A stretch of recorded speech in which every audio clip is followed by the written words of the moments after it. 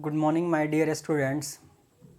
तो जो हम लोग कल वाले वीडियो में पिछले वाले वीडियो में हम लोग पढ़ रहे थे सम बेसिक मैथमेटिकल जो फार्मूला है जो हमारे फिजिक्स में यूज होने वाला है उसी को हम लोग अब आगे कंटिन्यू करते हैं। एक्चुअली में हुआ क्या था कि जो है मेरा टारगेट था कि वीडियो 45 मिनट के आसपास का बने, पर उतना हो नहीं पा रहा है। इसलिए इस वीडियो को जैसे मैंने बोला था कि 2 वीडियो बनेंगे मैथमेटिकल्स टूल्स के, लेकिन अब जो है इसको 2 के बजाय 3 वीडियो बनाना पड़ रहा है क्योंकि कुछ प्रॉब्लम्स अपलोडिंग में हो रही है, इसलिए वीडियो को थोड़ा लेंथ को छोटा करना पड़ रहा है। खैर अब चलते हैं, बात करते हैं आगे। तो जो मेरा पहला सेक्शन था वो अलजेब्रा का सेक्शन था। अलजेब्रा में हमें थोड़ा बहुत फार्मूला देखा, भाई ए प्लस बी का होल स्क्वायर क्या होता है, ए माइनस बी का होल स्क्वायर उसका क्यूब क्या होता है, वगैरह वगैरह कुछ फार्मूला देखा था। इसके अलावा मैंने आपको बताया था बाइनोमियल थ्योरम, और बाइनोमियल थ्योरम में क्या वो छोटा फार्मूला हमारे लिए ज़रूरी था उसको मैंने आपको बताया था पिछली वाली वीडियो में। आज हम लोग बात करेंगे नेक्स्ट सेक्शन की, वो है हमारा का ट्रिग्नोमेट्री, यानी कि त्रिकोणमिति ट्रिग्नोमेट्री की बात हम लोग करते हैं। तो ये एक ऐसा सेक्शन है, मैं आपको बता दूं कि अगर आपको फिजिक्स के अंदर जो है अपनी स्थिति को बहुत मजबूत करना है तो आपको 3 चीज़ें, मैथ्स के 3 टॉपिक, एक ट्रिग्नोमेट्रिक, दूसरा डिफरेंशिएशन और तीसरा इंटीग्रेशन, ये 3 टॉपिक आपको आना ही आना चाहिए। तो उसमें से वो 3 जो सबसे महत्वपूर्ण टॉपिक हैं हमारे नीट के एग्ज़ाम के लिए, आईआईटी के एग्ज़ाम के लिए, सिंपल बोर्ड एग्जाम्स के लिए, न्यूमेरिकल ऑब्जेक्टिव क्वेश्चंस करने के लिए, उसमें हम लोग बात कर रहे हैं अब ट्रिग्नोमेट्री की। तो ट्रिग्नोमेट्री में हमारा जो पहला टॉपिक है वो हमारा आता है एंगल का होता है। पहला टॉपिक क्या होता है? एंगल होता है। तो एंगल के बारे में सब कोई जानता है। एंगल का यूनिट, 2 यूनिट बेसिकली यूज करते हैं हम लोग, रेडियन और डिग्री। रेडियन और डिग्री आम बोलचाल की भाषा में और मैथ्स में आप डिग्री यूज करते हैं, लेकिन फिजिक्स में डिग्री की जगह पे हम लोग रेडियन यूज किया जाता है, क्योंकि रेडियन क्या होता है? एंगल का एसआई यूनिट होता है। एंगल का एसआई यूनिट क्या होता है? रेडियन होता है। इसलिए फिजिक्स के अंदर हम लोग रेडियन यूज करेंगे, और जो आप मैथ्स पढ़ेंगे तो मैथ्स में ज़्यादातर जगहों पे आपको डिग्री लिखा हुआ मिलेगा। अब इस रेडियन से डिग्री में कन्वर्जन करने का हमारे पास फॉर्मूला होता है, pi radian is equal to 180 degree होता है। ये काफ़ी इंपॉर्टेंट है, आप याद रखेंगे इसको। Pi radian is equal to 180 degree होता है। अब अगर आपको 1 रेडियन चाहिए तो पाई यहाँ रेडियन के साथ मल्टीप्लाई कर रहा है, पाई इधर जाएगा क्या हो जाएगा? डिवाइड। इधर पाई रेडियन के साथ मल्टीप्लाई कर रहा है और इस साइड जाएगा, दूसरे साइड जाएगा तो क्या हो जाएगा? डिवाइड हो जाएगा। इधर क्या बचेगा? सिर्फ रेडियन। तो रेडियन बचेगा तो पहले 1 लगा दिया, यानी कि 1 रेडियन की वैल्यू क्या मिल गई? 180 डिग्री बाई पाई। यानी कि रेडियन को पाई में आप कन्वर्ट कर सकते हैं, या रेडियन को आप डिग्री में, या डिग्री को रेडियन में आप कन्वर्ट कर सकते हैं। तो अगर यहाँ पे 1 डिग्री चाहिए तो 1 डिग्री चाहिए तो 180 जाकर क्या हो जाएगा? इधर डिवाइड कर जाएगा। तो 1 डिग्री इजकल टू पाई, पाई यहाँ पहले से था और 180 जाकर डिवाइड कर जाएगा। तो 1 degree equal to pi by 180 radian होता है। तो आपको अगर ये याद है केवल, अगर ये दोनों नहीं भी याद है तो कोई दिक्कत नहीं है, इससे आप अपने आप से निकाल सकते हैं। बस आपको कन्वर्जन में ये फॉर्मूला याद रखना है।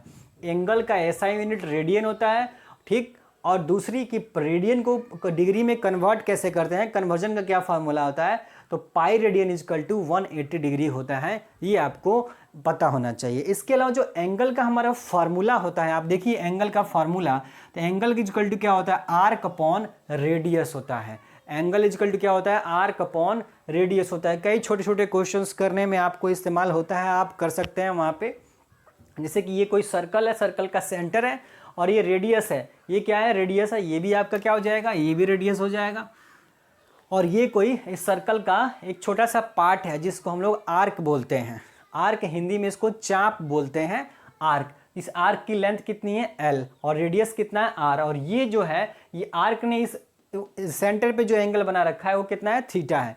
तो थीटा इजकल टू होता है आर्क अपॉन रेडियस, यानी कि ये चाप अपॉन तिर्ज्या, चाप अपॉन तिर्ज्या हिंदी में बोलते हैं हम लोग, आर्क अपॉन रेडियस बोल रहे हैं। तो आर्क L है और रेडियस कितना है? R है। तो हमारा theta is equal to L upon R formula होता है। ये आपकी बहुत छोटा सा नॉलेज हो गया एंगल के बारे में।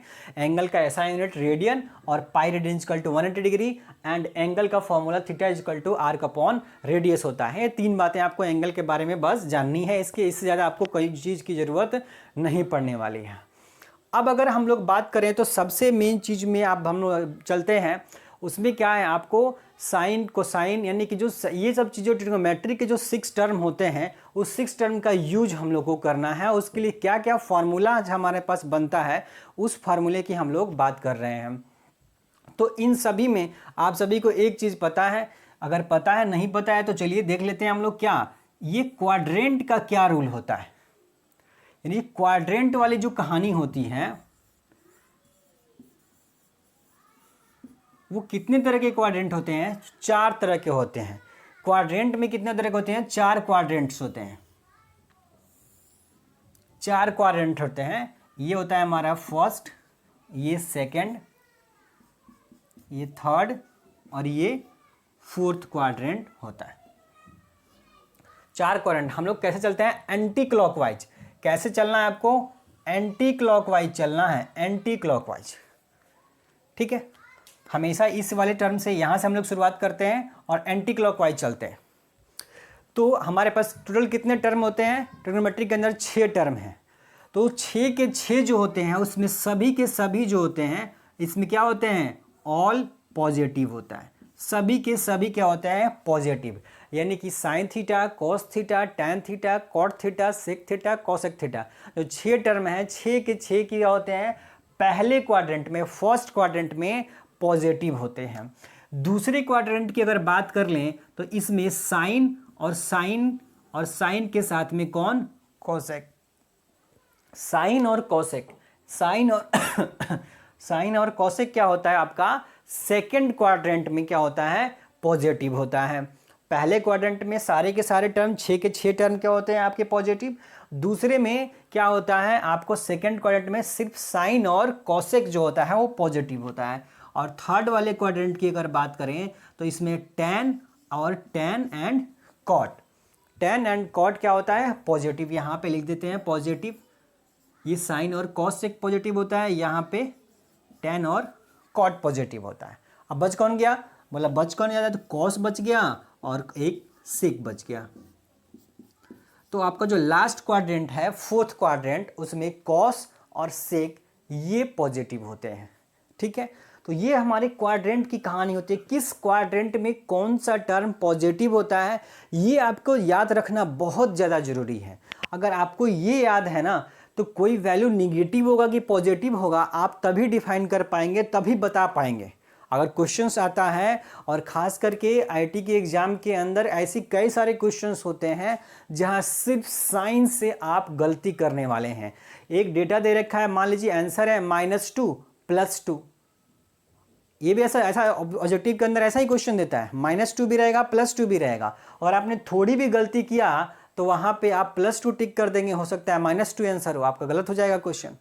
तो ये सब चीज़ें बहुत इंपॉर्टेंट है, ये क्वाड्रेंट का जानना कि किस क्वाड्रेंट में कौन सा टर्म पॉजिटिव होने वाला है और कौन सा निगेटिव होने वाला है, ये आपको पता होना चाहिए। चलिए इसकी ये इस पूरे जो बोर्ड पे जो भी लिखा हुआ है, जितने भी, इसका आप एक बार स्क्रीनशॉट ले लीजिए, फिर हम लोग इसके आगे नेक्स्ट टॉपिक की बात करते हैं। माय डियर स्टूडेंट्स, जो आपका नेक्स्ट टॉपिक है वो है आपका ट्रिग्नोमेट्रिकल रेशियो। तो ट्रिग्नोमेट्रिकल रेशियो है, सब में आपको पता है, ये सब चीज़ बहुत आप पहले से पढ़ के आए हैं, 8वीं 10वीं में आप बहुत आसानी से पढ़ के आए हुए हैं चीज़ें, कि ट्रिग्नोमेट्रिकल रेशियो जो होता है वो किसके लिए होता है? एक राइट एंगल ट्रायंगल के लिए, यानी कि एक समकोण त्रिभुज के लिए हम लोग ट्रिग्नोमेट्रिकल रेशियो का इस्तेमाल करते हैं। ये काफ़ी ज़्यादा इम्पोर्टेंट होता है, बहुत ज़्यादा इम्पोर्टेंट, किसी भी डेरिवेशन में, न्यूमेरिकल्स में, हर जगह पे इसका इस्तेमाल होता है ट्रिग्नोमेट्रिकल रेशियो का। तो ये आपको एकदम से कंप्लीट रूप से याद होना चाहिए ट्रिग्नोमेट्रिकल रेशियो। और मुझे लगता है कि शायद ही कोई बच्चा होगा जिसको ये ना आता हो और जिसको याद ना हो, है कि नहीं? जैसे कि आप बहुत बचपन में आप पढ़े होंगे इसको, है कि नहीं? बहुत आसानी से याद करने के लिए लोग पढ़ाया जाता है। इसका ट्रिक जो है, पप्पू बेटा पप्पू हेलो हेलो बोल।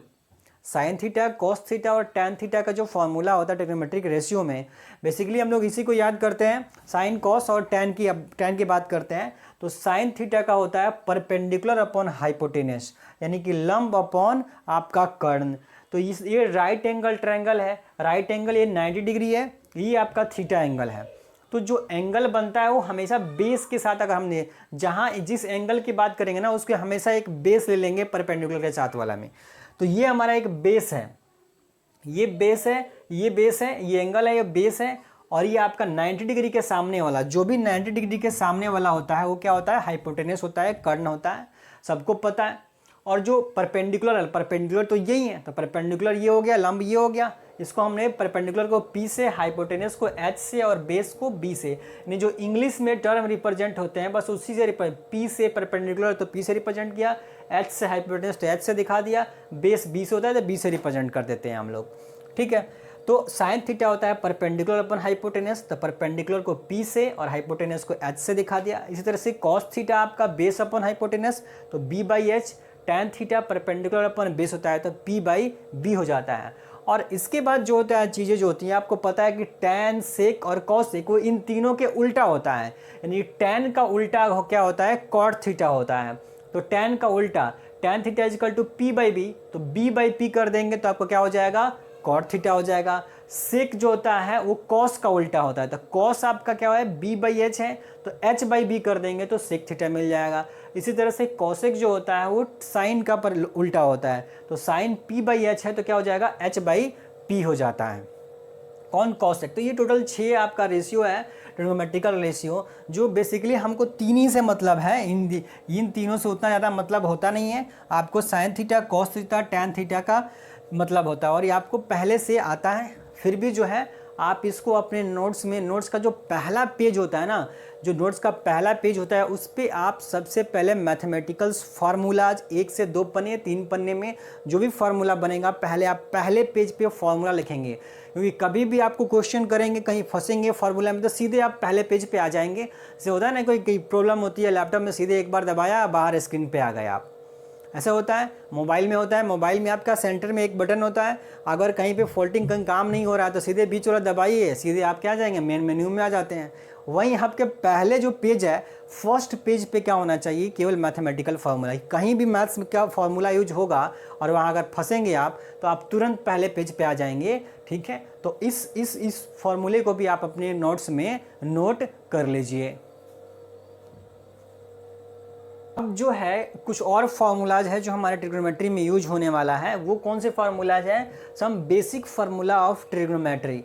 कुछ बेसिक और फार्मूले जो हैं, देखिए सबसे पहले मैं एक बात अब वो बता दूं आपको, ट्रिग्नोमेट्री के अंदर फार्मूला का अंबार है, इतना फार्मूला है कि आप पूछिए नहीं, याद करते करते बच्चे परेशान हो जाते हैं।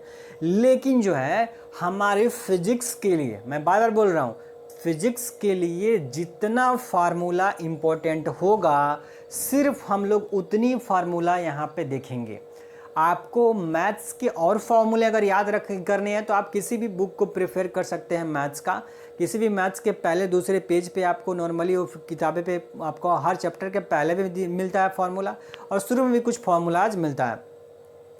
तो होगा फार्मूला, जितना फार्मूला पढ़ने से हमारा एग्जाम आसानी से क्रैक हो जाए, हम लोग सिर्फ उतने फार्मूला पे देखेंगे, क्योंकि जो है हमें हमेशा स्मार्ट वर्क करना, उतनी चीज़ें पढ़नी है जितना से हमारा एग्जाम क्रैक हो जाने वाला है आसानी से, क्योंकि टाइम मैनेजमेंट सबसे बड़ी चीज़ है। आप एक चीज़ और देख रहे हैं कि आप जो है बोर्ड पे पहले से कुछ चीज़ें डेटा हमने लिख रखा है ताकि जो है आपका टाइम बचा सके। मान लीजिए 20 मिनट के वीडियो में आपको जितनी जानकारी दे पाऊंगा, अगर ये सारी चीज़ें मैं अगर सामने सामने अगर लिखता डेटा तो हो सकता है कि वीडियो 1 घंटे का, तो आपका कम से कम 40 मिनट का जो है टाइम यहाँ पे बहुत आसानी से बच जाएगा। 20 मिनट में आप उतनी नॉलेज पा लेंगे। तो आपका टाइम मैनेजमेंट बहुत ज़रूरी है, जितना टाइम आपका बचेगा उसमें आप दूसरी चीज़ों को पढ़ पाएंगे, ठीक है। तो जो बेसिक फार्मूला है हमारा ट्रिग्नोमेट्री का, और जो कुछ फार्मूलेज हैं जो हमारा यूज होने वाला है वो ये फार्मूलेज हैं। इसमें टैन थीटा का formula sine theta by cos theta, एक टैन का फार्मूला होता है sine by cos, sine by cos क्या होता है, टैन होता है, सबको पता है। इसके अलावा sine square theta plus cos square theta is equal to 1, ये एक फार्मूला है। इसमें आपको जैसे sine square theta plus cos square दिख रहा है, वैसे ही आपको सेक और कॉसेक के साथ होता है, टैन कॉट के साथ भी होता है। तो वहाँ पे जो फार्मूलाज होते हैं वहाँ पे माइनस होता है स्क्वायर के साथ में, तो वहाँ पे वो फार्मूलेज हमारे लिए इम्पोर्टेंट नहीं है। इसलिए मैं बार बार बोल रहा हूँ, जितना फार्मूला इंपॉर्टेंट है सिर्फ हम लोग वो फार्मूले की चर्चा करेंगे। सिर्फ sine square theta plus cos square theta is equal to 1 होता है। Sine 90 minus theta cos theta, देखिए आ गया ना वो topic, sine 90 minus theta cos theta और sine 90 plus theta cos theta. Quadrant की कहानी आ गई। अगर आपको क्वाड्रेंट में पता होता है कि भाई first quadrant, second quadrant, third fourth quadrant में कौन पॉजिटिव होता है और कौन नेगेटिव होता है, तो आप बहुत आसानी से बातें समझ पाएंगे। देखिए ये एक टॉपिक है जहाँ पे हमेशा कॉस वाले टर्म में हमेशा ही बच्चों को गलतियाँ होती हैं। कॉस वाले में, तो कॉस में आपको कोई कंफ्यूजन नहीं होना चाहिए। Cos 90 minus theta sine theta होता है। अगर मैं इसको अगर समझाने की कोशिश करूँ, यहाँ पे आप देख पाएंगे क्वाड्रेंट में, अगर देख पाएंगे लिखा हुआ है साइन कॉस 90 माइनस थीटा, यानी कॉस 90 माइनस थीटा, यानी ये 90 है और माइनस थीटा, तो आप इसका मतलब माइनस थीटा मतलब क्या, 90 से कम, यानी कि फर्स्ट क्वाड्रेंट। तो हमको तो पता है कि भाई फर्स्ट में क्या होता है, ऑल पॉजिटिव होता है, सभी के सभी क्या होते हैं फर्स्ट क्वाड्रेंट में पॉजिटिव होते हैं। तो आपका 90 माइनस थीटा, 90 में से कुछ चीज़ें कम हो रही हैं, तो आपको मैंने बोला कि हमेशा एंटी क्लॉकवाइज हमें चलना है। तो हम यहाँ से चलेंगे तो 90 यहाँ पहुँचेंगे, तो 90 में से भी कुछ कम मतलब फर्स्ट क्वाड्रेंट में क्या होता है, सब पॉजिटिव होता है। इसीलिए यहाँ पे क्या मिला आपको, साइन जो भी डेटा मिला वो क्या मिला, पॉजिटिव। कॉस पॉजिटिव होता है, साइन भी पॉजिटिव होता है, तो कॉस पॉजिटिव होने की वजह से यहाँ पे पॉजिटिव है। अब sine cos 90 plus theta, cos 90 plus theta, यानी ये 90 हो गया और 90 से कुछ ज़्यादा जाएंगे तो कहाँ जाएंगे, ये सेकंड क्वाड्रेंट में जाएंगे। ये अगर थीटा है आपका तो ये 90 और प्लस थीटा, तो 90 प्लस थीटा कहाँ पहुँच रहे हैं, सेकंड क्वाड्रेंट में। सेकंड क्वाड्रेंट में साइन और कॉसेक सिर्फ यही पॉजिटिव होते हैं, इनको छोड़ करके बाकी सब निगेटिव होता है। यानी कि आपका कॉस क्या होता है, नेगेटिव। सेकंड क्वाड्रेंट में कॉस क्या होता है आपका, नेगेटिव होता है। तो कॉस 90 प्लस थीटा, यानी कॉस जो है 90 से ज़्यादा जाएगा, यानी सेकंड क्वाड्रेंट में जाएगा तो नेगेटिव होगा, इसीलिए यहाँ पे क्या लगा दिया, नेगेटिव लगा दिया। तो कॉस 90 प्लस थीटा जो होता है वो माइनस का साइन थीटा होता है, और कॉस 90 माइनस थीटा क्या होता है, प्लस का साइन थीटा होता है। लेकिन साइन वाले केस में कन्फ्यूजन नहीं होना चाहिए, कंपैरिजन मत कीजिएगा कि यहाँ से 90 माइनस थीटा सर प्लस का आ रहा है, यहाँ प्लस आ रहा है तो यहाँ माइनस आ रहा है, तो यहाँ क्यों नहीं हो रहा है, यहाँ दोनों जगह प्लस ही है, और दोनों जगह प्लस ही होगा, क्योंकि 90 माइनस थीटा जाइएगा फर्स्ट में तो साइन पॉजिटिव है, हमें सब पॉजिटिव है, और साइन 90 प्लस थीटा जब सेकेंड क्वाड्रेंट में जाइएगा तो वहाँ भी साइन क्या है, पॉजिटिव है। इसीलिए दोनों ही केस में आपका यहाँ पे क्या होता है, पॉजिटिव। पर कॉस के केस में 90 वाले माइनस वाले केस में प्लस होता है, और प्लस वाले केस में साइन कॉस 90 प्लस थीटा में आपका माइनस का साइन थीटा होता है। तो ये आपको समझना बहुत ज़रूरी था, क्योंकि बहुत बच्चों को यहाँ पे कन्फ्यूजन होता है कि यहाँ पे प्लस दोनों में कैसे हो गया और यहाँ पे माइनस। तो बहुत बच्चे बोलते हैं कि सर यहाँ माइनस होता है, ठीक है, तो इसलिए मैंने आपको बता दिया कि कैसे नहीं होगा। 90 प्लस थीटा जैसे जाएंगे सेकंड में, तो सेकंड में साइन क्या है, पॉजिटिव, तो यहाँ पे क्या मिलेगा वैल्यू आपको, पॉजिटिव ही मिलने वाला है। इसके अलावा जो tan का होता है, tan का tan 90 माइनस थीटा वो कॉट थीटा होता है, और tan 90 प्लस थीटा वो क्या हो जाएगा, माइनस का कॉट थीटा हो जाएगा, क्योंकि जैसे आप बढ़ाएंगे यहाँ पे tan तो निगेटिव होना है तो निगेटिव हो जाएगा आपका। इसके अलावा ये आपका दो फॉर्मूला है, sine A plus minus B, plus minus में ये दो फॉर्मूले हो सकते हैं, यहाँ दो चार बन सकते हैं ये, लेकिन चार को मैंने दो में लिख दिया है। यहाँ प्लस होगा तो यहाँ भी प्लस होगा, यहाँ माइनस होगा तो यहाँ माइनस होगा।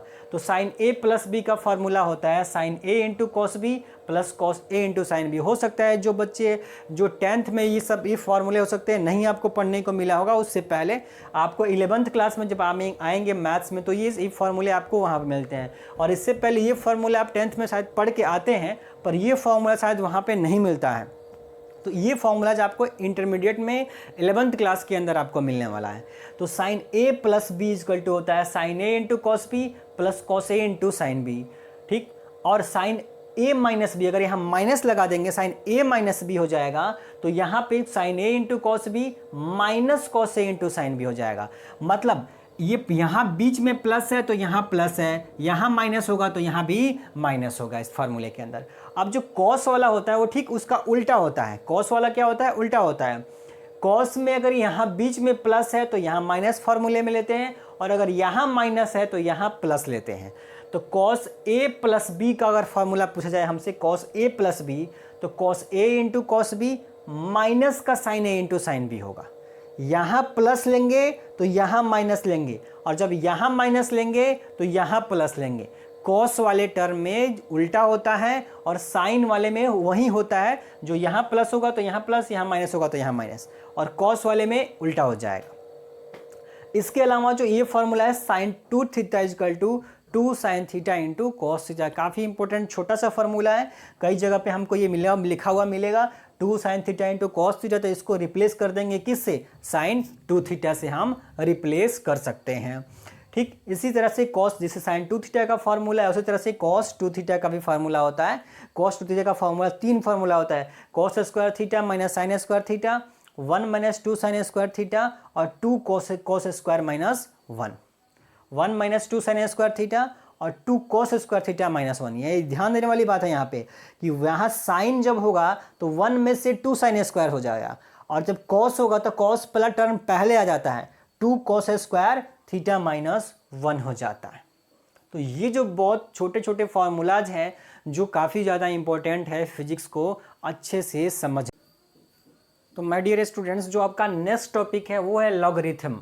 तो लॉगरिथम में क्या होता है लॉगरिथम कितने तरह के होते हैं, 2 तरह के होते हैं, नेचुरल लॉग और कॉमन लॉग। ये लॉगरिथम भी आपने 10th वगैरह में नहीं शायद पढ़ा है, ये भी आपको +2 के अंदर ही पढ़ना है। तो लॉगरिथम 2 तरह के होते हैं, एक नेचुरल लॉग बोलते हैं, एक को बोलते हैं कॉमन लॉग। ये लॉगरिथम में जो लॉग है LOG ना, वही इस्तेमाल होता है हमेशा। तो एक कॉमन लॉग होता है और एक नेचुरल लॉग होता है। नेचुरल लॉग में, इसका नेचुरल लॉग के अंदर जो बेस होता है वो बेस क्या होता है आपका, ई होता है। नेचुरल जो लॉग में आपका बेस क्या होता है, ई, और ई की वैल्यू फिक्स है। ई की वैल्यू कितनी होती है, 2.718 होती है। हालांकि ये वैल्यू कभी रखने की हमको ज़रूरत पड़ती नहीं है वैसे लेकिन जो बेस होता है वो कितना क्या होता है, नेचुरल में आपका ई होता है। अब जो कॉमन लॉग की बात करेंगे तो कॉमन लॉग में बेस क्या होता है आपका, 10 होता है। कॉमन लॉग में बेस क्या होता है आपका, 10 होता है।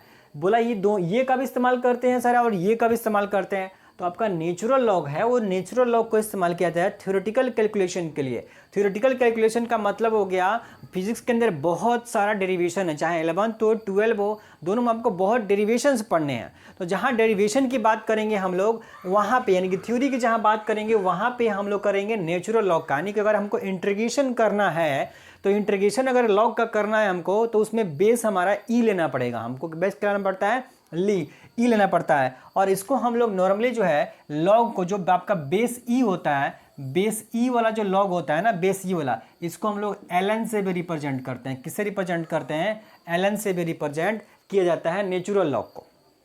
यानी केवल ln लिखा हुआ है, इसका मतलब है कि इसका बेस कितना है, ई है, आपको समझ जाना है। लेकिन आपको अगर इसका बेस 10 है तो बेस 10 आपको रिप्रेजेंट करना होता है। तो आपको इसका इस्तेमाल कब करते हैं, कॉमन लॉग का न्यूमेरिकल कैलकुलेशन के लिए। यानी कि जब आप कोई न्यूमेरिकल सोल्व करेंगे और उसमें वैल्यू पुट करेंगे, क्योंकि न्यूमेरिकल में तो आपको एक एग्जैक्ट आंसर लेके आना पड़ेगा। तो उस एग्जैक्ट आंसर लाने के लिए आपको एग्जैक्ट वैल्यू पुट करना पड़ेगा। तो वैल्यू हमारा किस में होगा, कॉमन लॉग में। यानी कि हम कॉमन लॉग का इस्तेमाल वहाँ पे करते हैं। ऐसा क्यों कर रहे होते हैं, क्योंकि जो हमारे पास टेबल होता है, जैसे कि आप 2, 3, 4 का टेबल पढ़ते हैं ना, वैसा ही इस लॉगरिथमिक में भी टेबल होता है। तो टेबल जो होता है ना वो बेस 10 में होता है। इसीलिए कैलकुलेशन, मान लीजिए log 10 की जो वैल्यू होती है वो हम बताएंगे अभी 1 होती है। तो जो 1 होगा वो, यानी कि हमारे पास एक एग्जैक्ट वैल्यू मिल गया, तो कैलकुलेशन में हमें एग्जैक्ट डेटा चाहिए। इसीलिए जो भी कैलकुलेशन हम लोग करेंगे, न्यूमेरिकल सॉल्व करेंगे, उसमें कॉमन लॉग का इस्तेमाल करते हैं, बेस 10 का इस्तेमाल करते हैं। और जो डेरिवेशंस होता है उसके लिए हम लोग क्या पढ़ते हैं, बेस ई इस्तेमाल करते हैं।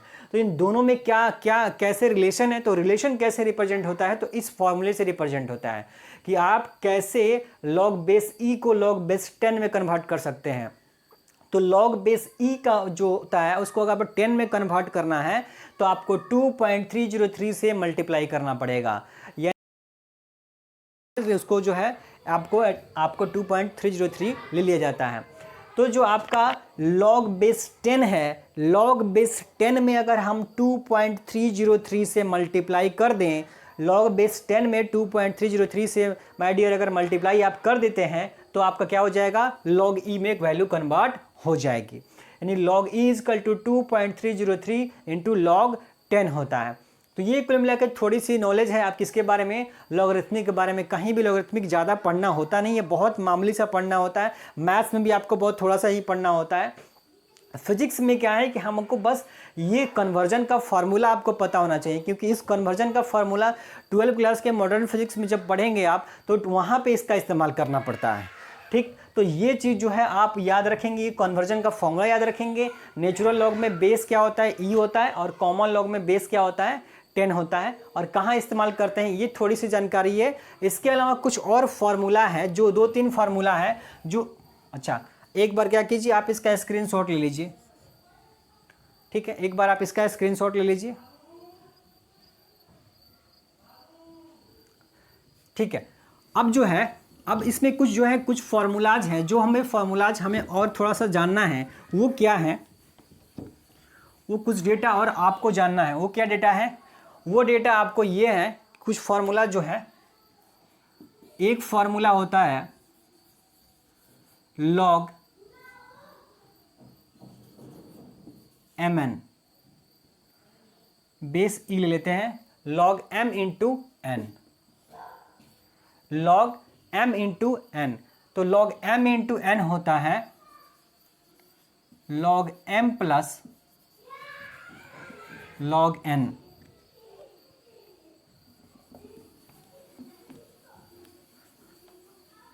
ये जो डेटा था पिछला, आप इसका स्क्रीनशॉट लेकर के लिख सकते हैं। अब जो log mn होता है वो log m plus log n, यानी जो भी यहाँ मल्टीप्लाई में होता है mn, वो क्या होता है यहाँ अलग अलग प्लस में आ जाता है। तो एक फॉर्मूला तो ये होता है हमारा। इसी का अगर हम डिवीजन में आ जाए, मल्टीप्लिकेशन के जगह पे क्या आ जाए, log आपका क्या आ जाए, डिवीजन में m/n आ जाए, log m/n। तो यहाँ पे क्या हो जाता है, माइनस हो जाता है, यहाँ पे क्या हो जाता है, माइनस। तो log m minus log n हो जाता है। अगर यहाँ मल्टीप्लिकेशन है तो एडिशन होगा, और अगर आपका डिवीजन है तो क्या हो जाएगा, यहाँ सब्सट्रैक्शन हो जाएगा। ठीक, तो ये आपका फॉर्मूला होता है। इसके अलावा एक बहुत इंपॉर्टेंट फार्मूला है। वो फार्मूला क्या है आपका, जरा देखेंगे इसको, आपको याद रखना है हमेशा, log x to the power n, log x to the power n। तो log में अगर अंदर कुछ वैल्यू है, x है, उस x का अगर जो भी पावर होता है, जिसका भी हमें log निकालना होता है, उसका जो पावर होता है ना, वो पावर log में बाहर मल्टीप्लाई में आ जाता है, यानी n कहाँ जाएगा, बाहर निकल के आ जाएगा। n को हम बाहर लिखेंगे और n log क्या हो जाएगा, x हो जाएगा। यानी जो भी पावर में आपको चीज़ें मिलेंगी, यहाँ पे जो भी पावर में मिलेगा वो कहाँ आ जाएगा, बाहर आ जाएगा। यानी कि अगर मैं इसका एग्जाम्पल एक लेके बताऊँ आपको, तो log बेस e अगर यहाँ पे हो जाए, अगर यहाँ पे क्या हो जाए आपका, मान लीजिए 9 हो जाए, log बेस 9 हो जाए, तो इसको हम लोग क्या लिख सकते हैं, इसको हम लोग लिख सकते हैं सर कि 9 को हम लोग क्या लिख सकते हैं, 3 का पावर 2।